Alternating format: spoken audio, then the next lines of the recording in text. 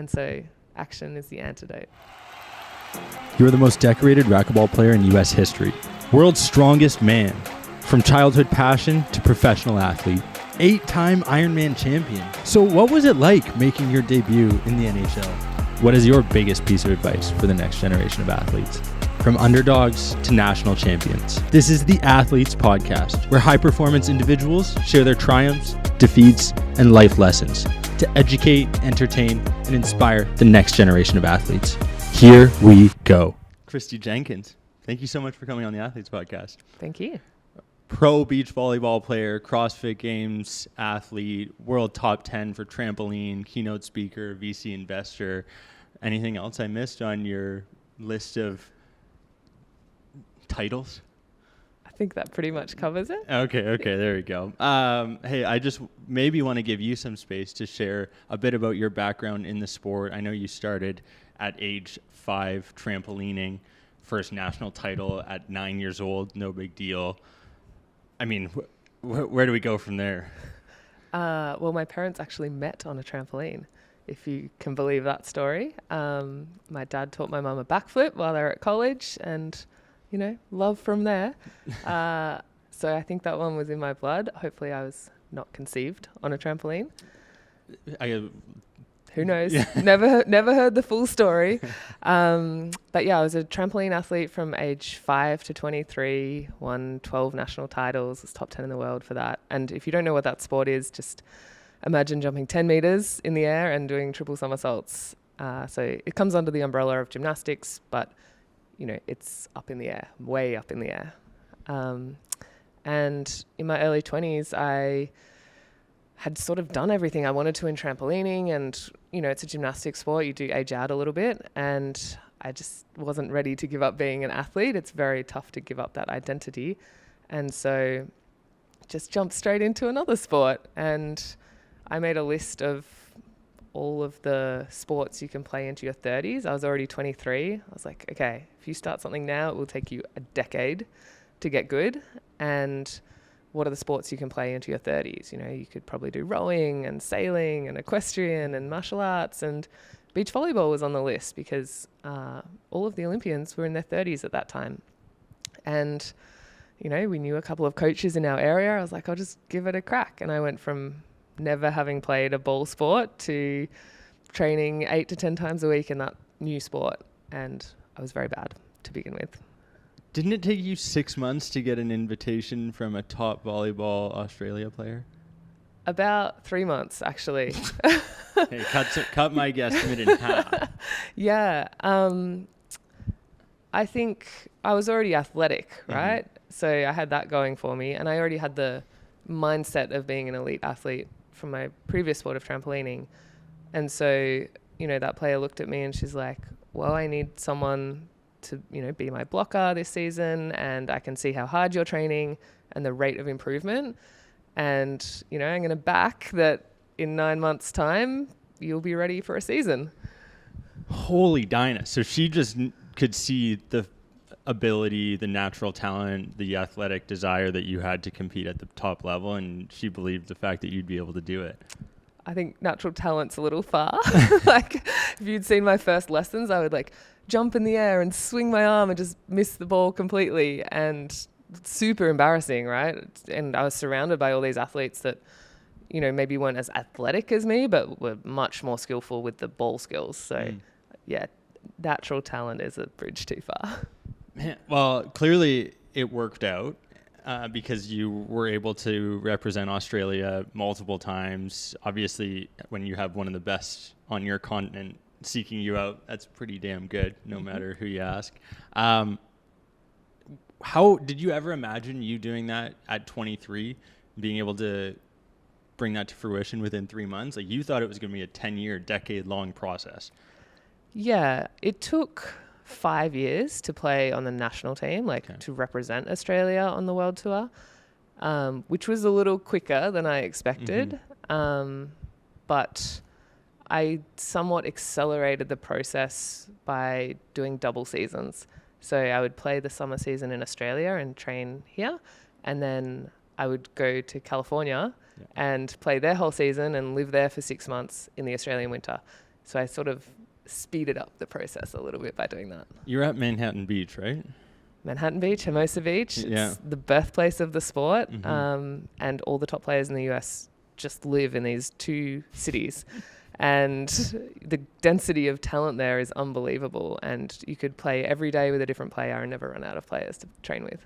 We just had Xana Muno on the podcast. What a legend. Right? Yeah. It's like we, back to back, well, not back to back, but, volleyball athletes, it's summer months here in Australia are coming to be. So we figured while we were in Sydney, try and get you on, share what you're doing, because not only are you come from 3 sports, seemingly able to, I feel like you're going to end up doing some masters competing too. I know you say you're retired, but I just don't believe you're done. I figure there's still time to make it in golf. That's an old person sport, right? Okay, there you go. See, I love it.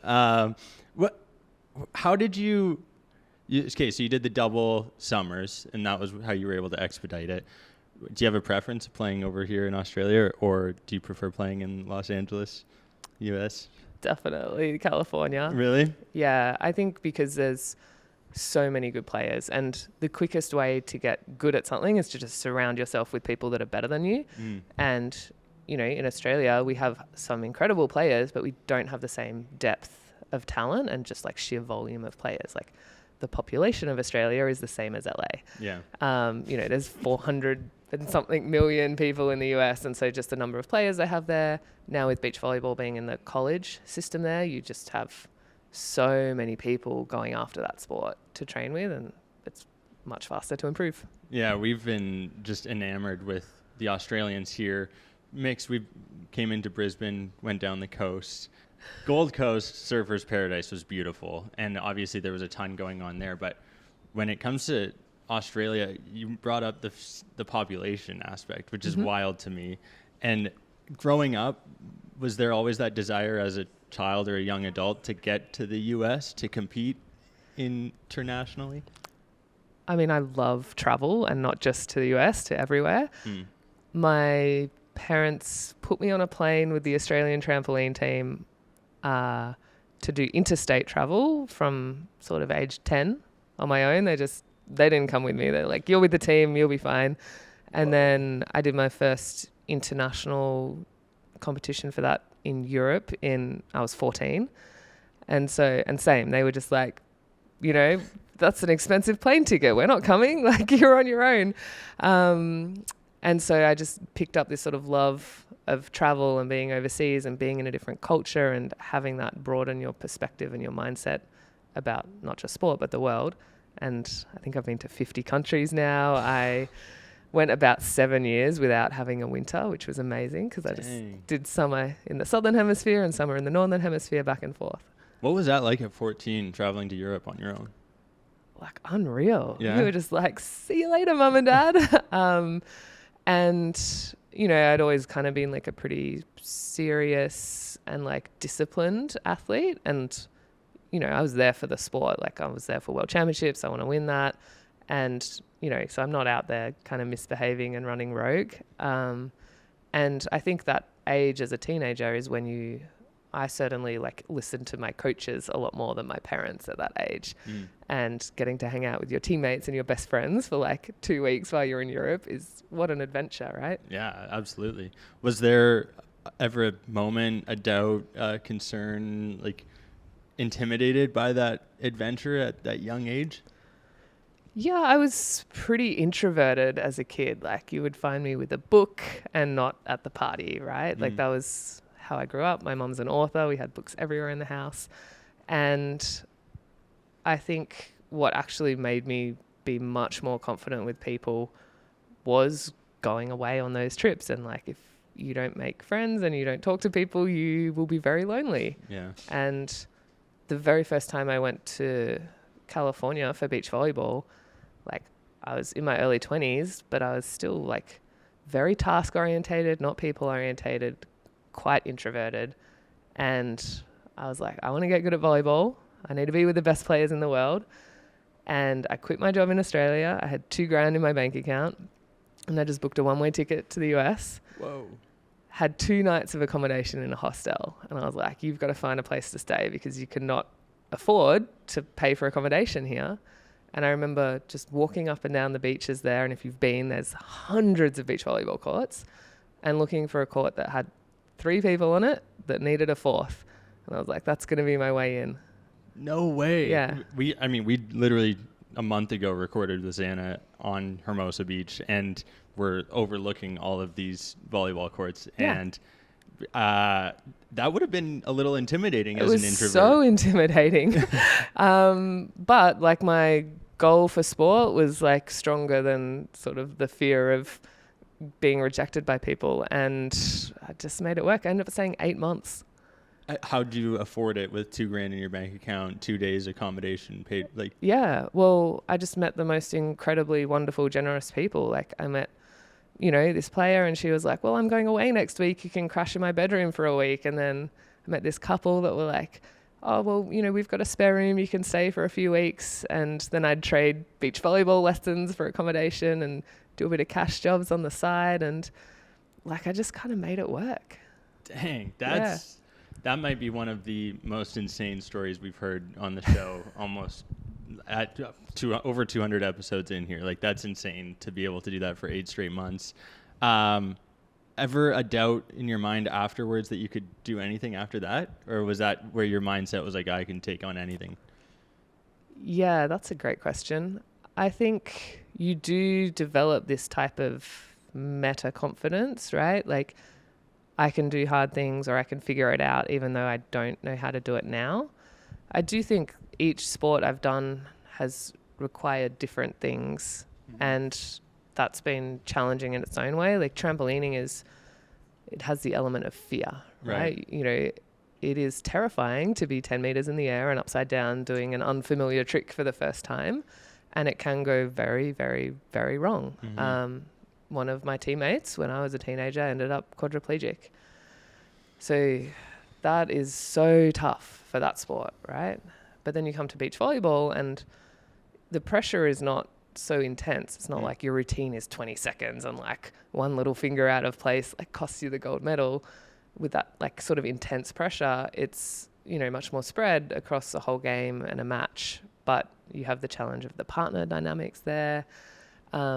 For me, one of the big challenges was like, how do you be loose under pressure? Like as a gymnast, if you are nervous, you squeeze every muscle in your body as tight as you can, and that will improve your performance. Right. If you do that in a ball sport, like the ball will come to your arms and just like ricochet off in a random direction. Yeah. And so I had to untrain all of those things. So each sport has had its own challenges. Yeah. You brought up metaconfidence. I was reading your newsletter, your blog, and I was trying to think about how to bring up the unwarranted confidence, temporary confidence, and there was a few years ago a British poll showed that 1 in 8 men thought that they could win a point against Serena Williams. There was a clip recently that had Andy Roddick on live TV talking about the fact that 25 or 40% of men thought that they could win a game or a match against Novak Djokovic. And I was like, oh man, he said it. He's like, man, I've been retired for a couple of years and I couldn't even win a point, let alone a game. And this maybe if they double fault, that's probably your only shot. That was what you brought up, is like, maybe if they screw up twice, that's going to be the only way you can do it. But I thought it was such an interesting way to talk about confidence, because so many people in life go through with different levels of confidence, and they don't necessarily have the mindset to be able to approach a situation where you're exposed to traveling across the pond with 2 days accommodation booked and trying to make it work, right? And you were able to. Should we go through it? Yeah, please. Okay. So I think about confidence in 4 levels. The first is unwarranted confidence, which is kind of your brash, swagger, like overconfident, egotistical. I don't know. You can think of like maybe a teenage boy just being like, yeah, I got this with all the girls or something, right? Yeah, exactly. Yeah. Which is not the kind of confidence you want, really. So we'll leave that one aside. Maybe at like a teenage dance or something, just when you're you need a little swagger. The second type of confidence I would call kind of temporary confidence. And you can think of giving yourself affirmations before you go on stage, or like as a gymnast, You know, before I got on the trampoline, I was like, okay, you can do this trick, or you've got this. And you're kind of temporarily talking yourself into it. Motivational speakers will be like, you know, you should do this before everything hard, right? And that will solve all your problems. It's temporary, but it can give you the sort of extra nudge you need to get started. So that's the second type, kind of short-lived confidence, but useful in certain situations. Mm-hmm. The third is like confidence based on competence. So I've done this before, I can do it again. Like I've driven a car. I'm confident when I get in the car to drive again.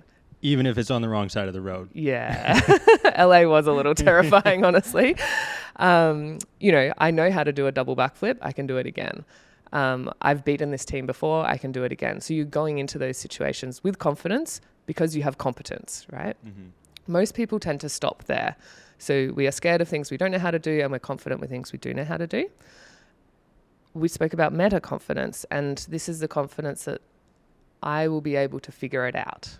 I don't know how to do this thing yet. And you back yourself in to be like, hey, there's all these other things in my life I didn't know how to do, or I wasn't good enough to do, and I got good enough and I learned how to do that. And I can look back at that history and be like, you know what? Like I'm a capable human that can learn new things and figure new things out. And I should be confident that in this new situation that is scary, that I've never done before, that I can figure it out. You know, I can beat that team for the first time. I could learn how to do a triple somersault, even though I can only do a double. You know, I could tackle that new career. I could go into the workforce. I could go up to that person that I'm a little intimidated by. You know, you should back yourself with that meta confidence. I was thinking about this last night. I'm like, every time I have a new guest coming on the show, I'm slightly intimidated because I'm like, holy Dinah, this woman's done 3 separate sports. She's traveled the world, 50 plus countries. So I was looking back, I'm like, okay, even if I screw up, right, which is part of that meta confidence where it's like looking back, reviewing what's the worst thing that can happen. I forget your name. I forget what sports you play, but I'll figure it out, right? Yeah. And that's where that meta confidence comes through. It's like, I've done this with 200 people. I feel like I should be capable about doing this. You are capable. And if you fuck it up, you can edit it out.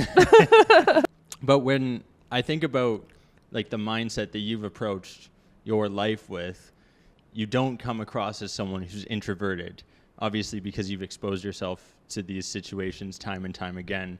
Is there a moment in time that switch flipped for you outside of LA, traveling across? Are there other pivotal moments that you look back on that you bring yourself to think about so that you have that meta confidence? Actually, in work life. So, you know, I didn't really get paid to play any of those sports. There's not a ton of media coverage and sponsorship and money in those games. So I worked and had a career whilst I was being an athlete. And early on in my management consulting career, you know, I was pretty comfortable with like an Excel spreadsheet and like making a PowerPoint slide and things like that. But what I hadn't really understood was actually all the stakeholder management is the real part of your job. You know, you have to go and speak to the leaders and be like, what is your problem? I need to understand it. You need to go and speak to other people in the organization and be like, what ideas do you have? You need to go and speak to other people in the company and be like, we're coming up with this plan. You're going to be the one to execute it. Like, how do you convince them it's a great idea and get them on board so that they're going to go and do all the change management later? And I had a great manager one time who could kind of sat me down and he's like, you're kind of underperforming on the people side, right? Like you're great at the hard skills, but your job is actually to get people to execute these plans. And that was a little bit of a light bulb moment for me. And I kind of realized all business is done by people. Yeah. And if you don't get good at that skill set, like you're not going to be good at business. And, you know, that has proven true in my career. And the further I go into the career, the more and more people orientated I become, because now I work in venture capital and my job is literally to find like entrepreneurs with incredible ideas and just back them. And it's all about your people judgment. And I probably open Excel 7 times a year now. Wow. Yeah. I was going to bring up, it's like EQ versus IQ is a big one that I constantly think back on. And like you could score 1,400 on the SATs, but if you don't know how to communicate properly, you're probably not going to succeed in life. It's also interesting that someone who was in volleyball, trampolining, like not revenue generating sports ends up in VC? Like, kind of ironic. Yes, I'm not deploying my own money is the answer to that. So, I work for VC funds who raise money from other, institutional investors, and I'm the one making the decisions on where to allocate that money and which entrepreneurs to give it to. But sadly, I did not play, in the NBA or on the tennis world tour, and I don't have, mega millions to invest. Not too much angel investing specifically from your own personal accord then. Yeah, right? I've done a tiny bit, but it's tiny. Yeah. I'm always curious because it's, for you're looking at athletes, entrepreneurs, founders. We've talked about it on the show in the past, but there's such a crossover between the three, and having that similar mindset. Are there specific qualities that you look for in individuals, that you seek out in entrepreneurs, people in general? This is why I love my career so much in VC, because it is so similar to sport. If you think of the mindset of an athlete, it's like your odds of making it to a professional level are tiny. Like 0.02% of athletes ever make it to a pro level. I think you're more likely to get struck by lightning than make it to the Olympics. And so your odds are awful. Mm-hmm. And yet you are setting this goal to, be national champion, be world champion, go pro. And you're willing to dedicate decades of your life to achieving that goal, and many early mornings and sacrifices and giving up sugar and your social life and alcohol and I've spent thousands and thousands of dollars on sport, right? And you're willing to make all of those sacrifices for that low probability of success goal. And then if you look at a founder, it's like, well, your odds of getting venture funding are like, probably less than 1%. Like the fund I worked at last year, we looked at 3,000 companies and we made like 15 new investments. It's low odds, right? Yeah. Of kind of making it on that route. And you still have that same mindset. You're like, I care so much about solving this problem that I'm going to go after it regardless. So there's definitely that part of the mindset. The other thing I index super highly on as an athlete is feedback. All day you have your coach being like, no, that's wrong, do it again. Your left leg was like 2 degrees in the wrong direction. And so you're just like constantly getting feedback, and it's coming from a place of wanting to improve. And the very best like founders and entrepreneurs also index like very highly on like, I want to get better, give me feedback, tell me more, give me advice. And they're just like iterating so fast and improving so quickly because of that trait. I mean, that's the only way you become better at anything, realistically, is learning, getting feedback, iterating, going through that same process again and again. Yeah. I mean, I think what I noticed in a work situation is we're bad at feedback in general. Like people, take it very personally. They're like, this is a personal attack that you're giving me feedback. And it's, to me, apathy is much worse than feedback. If someone doesn't tell you anything, they just don't care about you and they don't care about your improvement. Yeah. Whereas if they've taken the time to give you thoughtful, specific feedback, that is a sign of care and love, and they want you to achieve your goals. And then I also think there's different kinds of feedback, and usually people tend to be like good at one and bad at the others. Like there is coaching feedback. Obviously you get a lot of that as an athlete. Yeah. There's like evaluative feedback, like here is how you are performing relative to other people and the expectations of this role. And that's pretty clear in sport as well, because it's wins and losses. Yeah. And then there's like appreciation feedback, which sometimes that's all you get in the workplace. They're like, oh, thanks so much for your work on that, or I really appreciated your help on that task. And they skip the other two. And it's probably the one that's like missing most in sport and the one I see the most in the workplace. So I feel like people are usually just kind of specialize in one kind, and they probably need to do all. That's interesting. I'm thinking back, like personally, what I specialize in, and I'm probably more on the coaching and not enough on the gratefulness, appreciative aspect. I'm saying this as I look at Phoenix. Yeah, as you look at your girlfriend. Yeah, I'm like, I should probably work on that. So, as someone who needs to work on that, what are some strategies or things that I could be doing if I want to expand to ensure that I am getting all three or covering all three of those bases? Well, in a work situation, it's pretty clear. Like if you had a one-on-one template, put it in the template. Yeah. Then every week you're like, what's something I can say that's appreciative? What's something I can give that's coaching? what's something that I can give an indication on evaluative? And then you just start to look. As soon as you know you have to write that every week, you start to look and notice those things during your week. I'm also curious that you've played both individual and team sports. Very different dynamics with both. Having to manage one side, it's just you yourself taking care of business. The other side, dealing with a partner, dealing with multiple people on a team. How do you balance that? What are your strategies? Do you prefer one or the other? Small team sports. You got 150 people at Athletic Ventures. That's Organizations true. are big teams. They are big teams. I like individual sports because of the accountability. If you win or lose, it's all on you. And it's 100% your responsibility. I love team sports, A, because you get to specialize more in your strengths, and B, because you get to share the joy of that sport with someone else. You know, it's much more fulfilling to like celebrate a huge point with a partner that's there to like hug you and high five you than it is to kind of be like silent fist pump on your own. Like, I nailed that trick.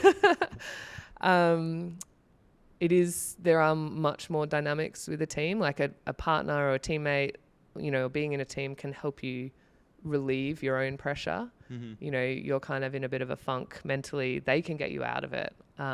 Or you're not touching the ball so smoothly and they can kind of lift themselves and like carry the team for a little bit while you get back on track. When you're individual, it's all on you. But early in my sort of team career, like, you know, I was in my 20s, it took me a while to realize that not everyone thinks like me. Right. I love pressure, right? Like, you know, it's tied at 20 all at the end of like the third set in beach volleyball. And you say to me, Christie, you have to make this serve. Like, I'm like, all right. Like, I love that pressure. Well, I said that to one of my partners and she served that thing 3 meters out the back. Like, which is very different, right? Yeah. But she was a natural player and she played her best when she just felt like she was playing well and found joy in the sport. So I had to learn, okay, for this player, I need to talk like, wow, you're playing amazing. What a great hit. Like, yeah, you're smashing it. Isn't this fun? Like, we're having the best day. And just remove all mention of the score and pressure, right? And every athlete is different and you have to talk to everyone differently to bring out the best in them. And it took me a little while to figure that out. I bringing it back to like business, I equate it to being the founder. You're either individually building up a startup on your own or doing it with the team surrounding you, and you have to figure out the dynamics involved with those individuals and how to motivate them to see the most success as a team. Yes. Again, so difficult to try and manage all of those different emotions, different relationships. When you look at the best athletes, the best entrepreneurs, are there specific qualities that you see time and time again that, like, for lack of a better term, the cream rises to the top? Is there specific things in that cream that are consistent? I mean, I have my view. I don't know if it's the right answer. This is why we've got you on the show today, right? So, ambition, which, especially in Australia, is a little bit of a dirty word. It's like you don't want to be too ambitious here. Why? Have you heard of tall poppy syndrome? Teach me. Okay. It's kind of an Australian cultural tradition in many ways. If you were a gardener and you had a field of poppies that you were looking after, you would trim the tallest poppies to make the field even, right? So the person that is the tall poppy that has the most ambition or the most success, we cut them down, which is a very Australian cultural thing. But, you know, the highest achievers have really out there ambition. And, you know, there is sort of a threshold of credibility. It's like, okay, cool, I want to be good at sport or I want to be Olympic champion. Yeah. You know, or you're a founder, you're like, you know, oh, it'd be cool to like build this app, or Elon Musk, I'm going to send people to live on Mars, right? Like, what kind of company do you want to work for? Yeah. So like ambition more ambition is actually makes your goal easier to achieve, even though you've set a harder goal, because it catalyzes people to want to help you. You know, that attracts more funding from investors. It attracts more people that want to work for you. It motivates more people like to work on that goal because it's hard and challenging and will make an impact. Right. So ambition is definitely one trait. And then just like the drive and the capacity of top performers is on the next level. Like, I'm sort of not one to promote hustle culture and like never see your kids and work all the time, right? Mm-hmm. I don't do that. But what you see elite performers do is they become incredibly efficient. So in high school, you know, in the final years of school, my friends were going home and studying for like 6, 7, 8 hours. I was like, well, I'm going to trampoline training. Yeah. And then when I come home, it's already 8:30 at night. I've got an hour to study. So you just learn to condense your study into an hour, right? You become very efficient because you have these sort of like other goals and ambitions. And I think in work, we are kind of expecting ourselves to give the same level of output every day, right? In sport, you would know this, you're kind of like, you overtrain for a period, then you like taper off, and then you like ramp up to a tournament, and then you have some time off. Like, there is much more periodization in your training. We don't have that in work. And so it is hard to increase your capacity without periodization. An example here is like when I started in VC, the fund I joined was like, it would be great if you could meet 5 new founders a week. Like, that is the level we sort of want from you. I was like, cool. I was like, well, if 5 is good, like more would be better. Yeah. And so every week I would like add a couple extra meetings, and I got all the way up to like taking 15 new founder meetings a week, which is a ton because there's a lot of pre-work for every meeting, the meeting, give the feedback to the founder, like make the investment decisions, right? And that was too much. Yeah. Like, I was just like running between meetings, and like my brain was kind of like overflowing, trying to grasp all the different ideas these founders were pitching me. But the process of going all the way up to 15 means like I had to develop much more efficient systems. It's like, okay, how do I take notes? How do I prepare for a meeting? How do I like send feedback, update the CRM, like do all of that work? How do I run a better meeting? Yeah. To condense the time. And so then when I dropped it back to like, cool, I'm going to do 7 meetings a week, I was like, I'm much more efficient at the 7 now than I was when I was ramping up. Yeah. Oh, this now is a breeze now. Down, right? Yeah. So it's like an example of periodization at work. And so the best founders and entrepreneurs like sprint at something and then, you know, go and focus on something else. But the sprint and the push improves their capacity over time. And they do that again and again and again until you just, a decade down the track, you're like, their output is insane compared to someone that hasn't done that. I love that. I'm smiling because I can see, I'm like, my wheels are turning, put it that way. And the other thing I've heard you talk about is the ability to increase that capacity, and not necessarily like you hear the term, oh, you're born with this, or like you're born with that passion, that drive. And I think some people are, but I think that also can be taught. And I've heard you blog about that. And I think it's, to me personally, something that directly applies, because growing up, I was a decent athlete. I played every sport, but I didn't have that same ambition now that I maybe do today, or, you know, starting 4 years ago when I set out on this mission to educate, entertain, and inspire the next generation of athletes. Over the course of, you know, half a decade here, it's like, okay, I can do this. I do have like this lofty goal, but we're well on our way, and we're making strides in that, you know, sprint, I will say. And we've been able to return back to a bit more of a easier pace. I don't know, Phoenix might describe it as something else, but I wanted you to share like that maybe nature versus nurture aspect, or the coaching, or the fact that this can be taught and learned, not necessarily you either have it or you don't. Yeah, okay, that's a multi-layered question, but let's tackle a few parts of it. I love your ambition, by the way. Thank you. Okay, first, I think like find your passion is some of the worst advice of this generation. It's completely useless. Like, imagine that you're 16 and someone's like, just find your passion, you'll never work a day in your life. Like, where do you start? Yeah. And how do you find it? Just sitting around thinking about it. that's completely useless advice. And I laugh because people have come up to me so many times as an athlete. They're like, you're so lucky you found your passion. And I'm like, well, yeah, maybe the first sport was lucky, right? Yeah. But then the second sport and the third sport, and, you know, I picked up beach volleyball. I picked it off a list. I didn't care about it. I was not passionate about it. And what you find is passion develops alongside skill. So the more time you put into something, you're telling your brain, I value this activity. The better you get at it, the more rewarding it is. You know, like progress is very fulfilling. Right. You go to training every day, you make all these friends, and suddenly you love being in that environment, and that increases your passion for it. And so my passion for the sport developed alongside the skill and time I put into it. So I think that's awful advice that we give people. Like, what you should do is like go out and try a bunch of things, see what you have some talent or aptitude for, and like double down on that and get good at it. And in the process of getting good, you'll probably find your passion. Gary Vaynerchuk talks about it like tasting, you know, tasting different things. That's a great analogy, right? And you go through, you know, I go through seasons of my life where I like taste a lot of things, and then you double down on one. So, you know, 3 years ago, I had a career change from consulting into venture capital.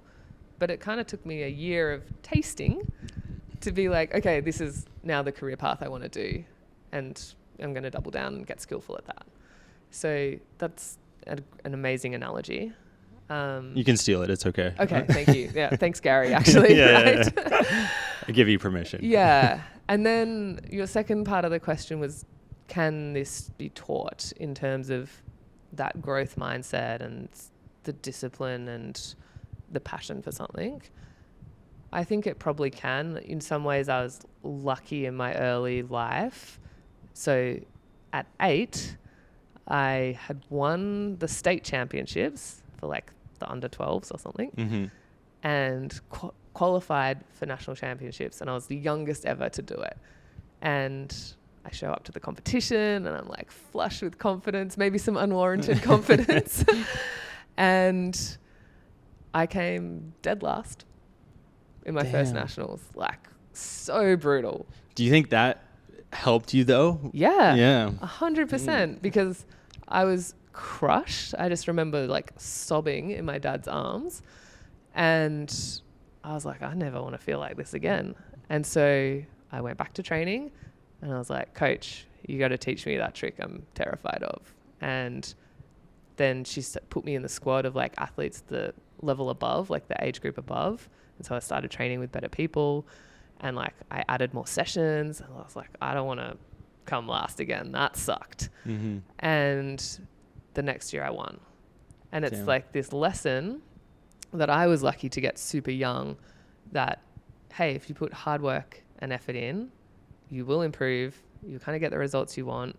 So more effort equals more improvement, equals more results.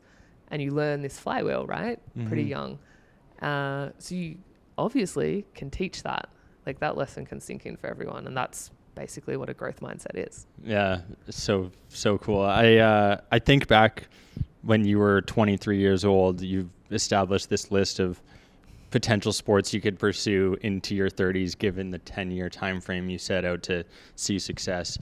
Looking back, is there a sport you wish you had pursued? Yes. Okay. And sometimes I think I made the wrong choice. So my second choice was martial arts. Okay. And I kind of want to be a ninja, right? I did not peg you for a martial artist. In many ways, it probably would have been a better choice, because in trampolining, you develop a really good sense of where your body is in space. Okay. If you're like, move your elbow like this, or you're upside down like this, but you still understand like how your knee should move and things like that. I had a really good sense of that. I had a really bad sense of like sinking my body up to an external thing like the ball in volleyball. And that's probably still the thing I'm worst at in beach volleyball. And so it might have been a much better choice for me in the end. We'll see. Hey, I'm still looking forward to your golf career, honestly. Yeah. I think you're going to crush that. Whether it's seniors tour or whatever the case may be, I think the LPGA's got to watch out. They might be in trouble. Do you have a favorite company within the Athletic Ventures portfolio, or any that come to mind when I bring that up? Oh, there's so many great founders. It's like asking me to pick my favorite child. We ask the barn-burning tough questions here on the Athletes Podcast. Okay, thank you. I think we're doing a new investment at the moment that I can't talk about yet. Okay. Which probably will be my favorite. Okay. But in lieu of that, I really love the company Eucalyptus, which is an Australian, I'll call it like a house of brands company, in that it's direct-to-consumer healthcare. Okay. And, they have brands around different demographics. So, like, they have like a men's brand and a women's brand and like a menopause brand. And, they took a really different approach to healthcare, in that you're going to have telehealth. We're going to like ship your medicine to you. But we're going to make the customer experience incredible, because healthcare kind of sucks, right? Like you're going to your GP, who's always running 45 minutes late, and then they don't care about you, and they're just like, yeah, here's another prescription, like, get up. Yeah. And talk about a vicious flywheel. Yeah, exactly. And it's interesting because in venture capital, you're looking for companies that could be worth billions of dollars down the track, right? Disruptors. Exactly. And then you look at the Australian market and you're like, well, healthcare is one of the only sectors that is maybe big enough to, produce a venture scale company, but it's also got so much regulation and people have so many hang-ups, and it's health, you don't want to mess that up. So what an ambition from the founders, and they are currently doing hundreds of millions of dollars in revenue. They've expanded to the UK and to Europe, and just an incredible founding team and incredible company. Amazing. Shout out to the Eucalyptus team. That's awesome. Speaking of health, just last year you retired from sport temporarily. I'm going to say, put it in there in quotations maybe. Until golf. Yeah, until golf. Can you share the 6 steps that you shared via your blog around retirement? Ooh. Maybe just condense it for podcast version, but I think it was really well put, and I think we're not only here to educate that next gen, but I think it's also important for coaches, for future athletes, for past athletes to also come to terms with the retirement process and how to go about it. Yeah, you think I'd be better at retiring after having retired from 3 sports. Yeah. I still found it very challenging, and I did not find there was much content or help out there. Like, people weren't openly speaking about what it was like to retire from being an athlete. So I went out and interviewed a whole bunch of athletes, and with the suspicion that founders would have a similar mindset if they had stepped away from their startup. I also interviewed a bunch of founders, and they have eerily similar mindsets. Okay, so there's 6 blog posts. The first is about the decision. How do you make the decision to retire? For me, that was really unpicking what is your passion for the sport tied to. And for me, I realized passion is tied to progress. And I was in a situation with beach volleyball where my beach volleyball partner had moved away, my coach had moved away, we'd just come out of COVID, and the level of players I was training with in Australia were not better than me. And I was like, you don't have any of the conditions you need to keep improving. And if you are not improving, you will probably not enjoy the sport much. And so for me, that was the catalyst for the decision. It was tough though, and who do you talk to about that? And I really noticed, like, there's 2 camps here. Like, some people talk to the people closest to them first and really talk that through with people that know them. My family was the last to know, because I felt they were so invested in my career. Right. So yeah, sorry mom, you got told last. She probably was okay with that, looking back, realizing why you didn't share it with her though, right? I hope so. Yeah. I think so. She hasn't told me otherwise anyway. Miss Jenkins was okay. Yeah. Okay, cool. The second thing that actually quite surprised me in retirement was this sense of unfinished business. So as an athlete and a founder, you are incredibly future orientated. Like you have these big ambitious goals that you're going after, and you sort of like win one tournament, you're already like, okay, what's next? Yeah. And the unique thing about athletes is you not just like hope for that goal. Like, you know that in order to achieve it, you have to have 100% conviction that you will. It's almost like a certainty in your mind before it becomes a reality in the real world. And then what happens is whenever you decide to retire, there will always have been something in front of you that you felt you could have done and haven't. So every single person that you speak to will had this sense of like unfinished business, which was quite a surprise to me because I thought I was kind of unique in feeling that, and turns out I'm just like everybody else. Okay. The third thing is probably the emotion of it. There are very few realms in life where you get to stand on the baseline of the court holding the ball and knowing, you know, this one tournament and this one match and this one point like all comes down to a single serve and the pressure of that. And there's very few very few activities in life where you get to walk into a stadium full of thousands of people like chanting your name and screaming for your country. And there's very few moments in life where you get to the emotion of standing on top of the podium and they're playing the national anthem. Mm-hmm. And what scares me about retiring from sport is I feel like my brain is hardwired to go after those moments and to want to experience them. And I'm looking around at the rest of life being, where do you get the same intensity of emotion? Mm-hmm. And I don't know, I haven't quite worked that one out. So if you have any tips, I'll take them. Okay, I'll chew on it. Some unfinished business there still, technically a little bit.